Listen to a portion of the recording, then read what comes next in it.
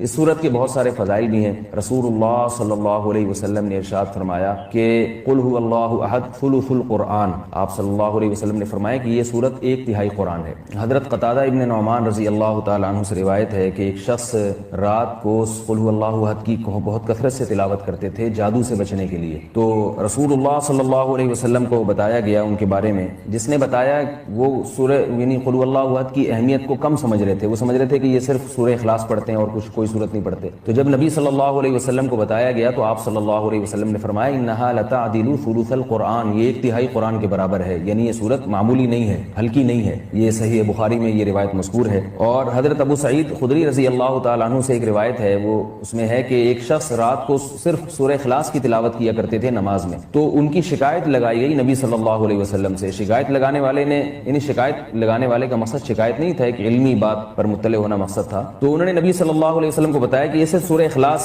پڑھتے ہیں، یعنی وہ بھی سمجھ رہے تھے کہ یہ تو ایک چھوٹی سی صورت ہے اور بھی قرآن پڑھنا چاہیے۔ تو آپ صلی اللہ علیہ وسلم نے اس موقع پر بھی فرمایا کہ انہا لتعدل ثلث القرآن، فرمایا کہ یہ صورت ایک تہائی قرآن کے برابر ہے، یعنی یہ صورت معمولی صورت نہیں ہے۔ طرح حضرت عائشہ رضی اللہ تعالی عنہا سے روایت ہے کہ آپ صلی اللہ علیہ وسلم جب بستر کی طرف جاتے تو آپ صلی اللہ علیہ وسلم قل هو اللہ احد، قل اعوذ برب الفلق، قل اعوذ برب الناس، یہ تینوں صورتیں پڑھ کے اپنے ہاتھ پہ پھونک مارتے اور اپنا ہاتھ پورے جسم پہ پھیر لیتے۔ یہ اہتمام آپ صلی اللہ علیہ وسلم نے اس وقت فرمایا جب آپ صلی اللہ علیہ وسلم پر جادو ہوا، اس کے بعد آپ صلی اللہ علیہ وسلم کا ہمیشہ یہ معمول رہا ہے۔ یہ بھی صحیح بخاری کی روایت ہے۔ صحیح بخاری کی ایک اور روایت میں ہے کہ حضرت عائشہ رضی اللہ تعالی عنہ فرماتی ہیں کہ ایک مرتبہ رسول اللہ صلی اللہ علیہ وسلم نے جہاد کے لیے ایک لشکر بھیجا، تو اس میں جو امام تھے وہ سورہ اخلاص کی بہت زیادہ تلاوت کیا کرتے تھے نماز میں۔ صحابہ کرام کا جب یہ لشکر واپس لوٹا ہے تو آپ صلی اللہ علیہ وسلم کو بتایا گیا کہ یہ سورہ اخلاص بہت زیادہ پڑھتے تھے نماز میں، تو آپ صلی اللہ علیہ وسلم نے ان سے پوچھا کہ تم یہ کام کیوں کرتے تھے، سورہ اخلاص تم اتنی زیادہ کیوں پڑھتے تھے؟ تو ان صحابی نے فرمایا کہ اس میں رحمان کے اوصاف بیان کیے ہیں، اللہ کی حمد و ثنا ہے،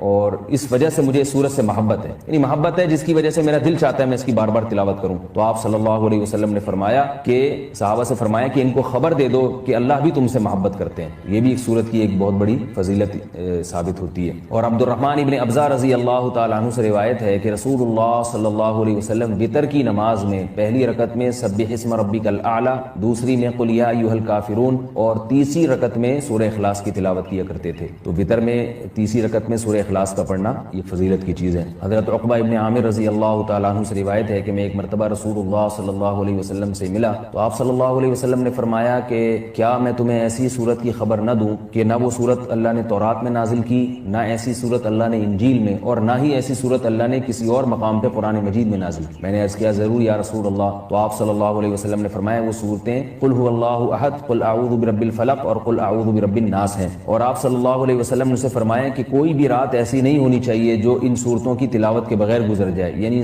ہر رات میں یہ تینوں صورتوں کی تلاوت لازمی کیا کرو۔ تو عقبہ ابن عامر رضی اللہ تعالیٰ عنہ فرماتے ہیں پھر پوری زندگی مجھ سے کبھی بھی ان تینوں صورتوں کی تلاوت رات میں نہیں چھوٹی اور کبھی بھی ناغہ نہیں ہوا۔ اور حضرت ابو ہریرہ رضی اللہ تعالیٰ عنہ سے ایک اور روایت ہے کہ رسول اللہ صلی اللہ علیہ وسلم نے کسی شخص کو قل اللہ احد کی تلاوت کرتے ہوئے دیکھا تو آپ صلی اللہ علیہ وسلم نے فرمایا کہ واجب ہو گئی۔ صحابہ نے پوچھا یا رسول اللہ کیا چیز واجب ہو گئی؟ آپ نے فرمایا کہ اس کی تلاوت کرنے والے کے لیے جنت واجب ہو گئی۔ یہ تو اس صورت کے کچھ فضائل تھے جو میں نے آپ کے سامنے بیان کیے۔ اس صورت میں ہمیں اسباق کیا ملتے ہیں؟ پہلی تو سبق ہمیں توحید کا ملتا ہے کہ اسلام توحید کے بغیر کامل نہیں ہے، بلکہ اسلام مقبول ہی نہیں ہے۔ آج بہت سارے لوگ اللہ تعالیٰ کو معبود تو کہتے ہیں مگر اللہ کے سوا مشکل کشا، حاضر ناظر اور مختار کل ایسے ایسے الفاظ ایجاد کیے ہوئے ہیں جو غیر اللہ پر بھی اس کا اطلاق کرتے ہیں۔ بعض لوگ قبر پرستی کا شکار ہیں، بعض لوگ رسول اللہ صلی اللہ علیہ وسلم کو عالم الغیب کہتے ہیں، حاضر ناظر کہتے ہیں، جبکہ ہمیں اس صورت میں کیا سبق مل رہا ہے کہ اللہ یکتا ہے، اس جیسا کوئی بھی نہیں۔ تو اللہ اگر مشکل کشا ہے، حاجت روا ہے، تو پھر اگر ہم مخلوق کو بھی مشکل کشا اور حاجت روا کہہ دیں تو اس کا مطلب یہ ہوا کہ مخلوق بھی اللہ جیسی ہے۔ اس لیے کہ جو معبود ہے اس کی دو بنیادی صفات ہیں، علم اور قدرت۔ معبود میں دو چیزوں کا ہونا ضروری ہے، یعنی آپ جس کی عبادت کرتے ہیں اس میں دو صفات کا اعلیٰ وجہ الکمال ہونا ضروری ہے۔ ایک یہ کہ اس کی قدرت